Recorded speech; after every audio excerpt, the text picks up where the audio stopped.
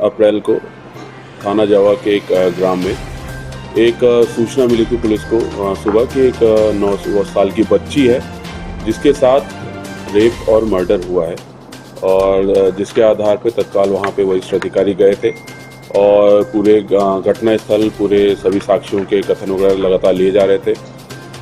2-3 दिन तक खुलासा उसमें नहीं हो पाने पे फिर इसमें SIT एक गठित की गई थी, और जिसमें फिर IG सर, DI सर और मेरे द्वारा और सभी के द्वारा पर्यवेक्षण भी किया गया था। एक एडिशनल SP देहात विवेक लाल के द्वारा एक इसमें SIT, उनके नेतृत्व में SIT गठित की गई थी।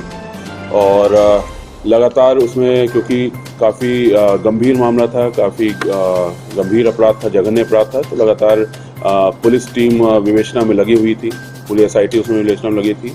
कई सारी चीज़ें हमको, जो पूरा घटना स्थल है, घटनाक्रम है, उसमें बहुत सारे संदेह उत्पन्न हो रहे थे। जो साक्ष्यों के बयान आ रहे थे, खासकर जो परिजनों के बयान आ रहे थे, उसमें बहुत सारे संदेह उत्पन्न हो रहे थे कि जहाँ पे बॉडी मिलना या कोई किसी के आने जाने के निशान ना मिलना, वो सारी चीज़ें हमको संदेह उत्पन्न हो रहा था। फिर भी हम सभी एंगल्स पे लगातार विवेचना उसमें कर रहे थे कि क्या कोई बाहर से आ सकता है, इस प्रकार घटना किया, क्या अंदर का कोई इन्वॉल्व था जिसने बाहर के व्यक्ति के साथ मिलकर घटना किया।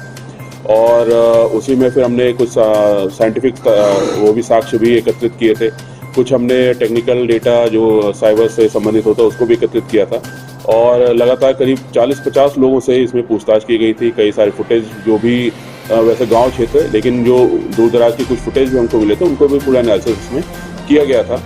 और कहीं ना कहीं जो सुई थी वो बार बार जो परिजन है वहाँ तक आके रुक जा रही थी, लेकिन क्योंकि इतनी गंभीर घटना थी तो परिजनों पे संदेह होना, लेकिन कोई एक इम्पोर्टेंट, कोई स्ट्रॉन्ग तथ्य होने पे ही वो उसके आगे बढ़ा जा सकता था।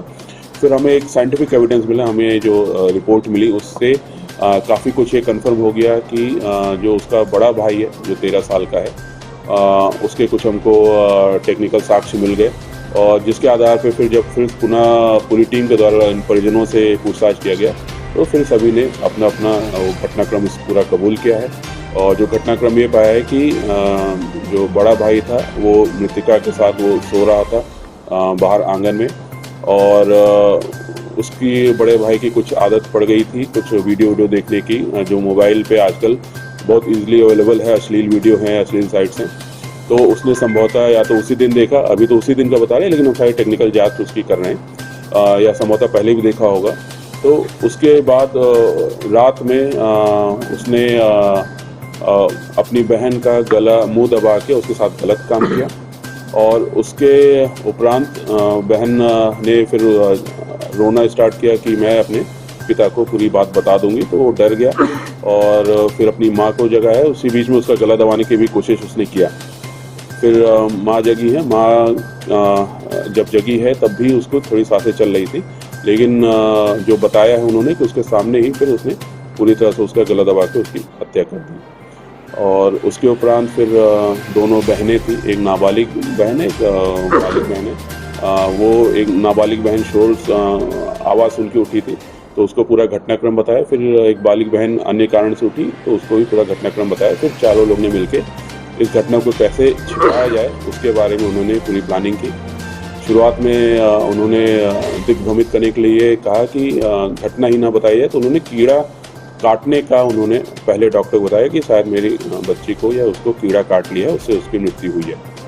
और फिर उसके बाद किसी ने 2 डॉक्टर के पास गए, पुलिस के पास नहीं गए। फिर एक जगह पे किसी ने इनके ही किसी संबंधी ने देखा तो उसकी बच्ची को ब्लड निकला, और फिर जिसके बाद फिर उन्होंने फिर जब तीसरे डॉक्टर के पास गए, सरकारी डॉक्टर के पास गए, तो उन्होंने फिर उसको बताया कि रेप और मर्डर है इसमें।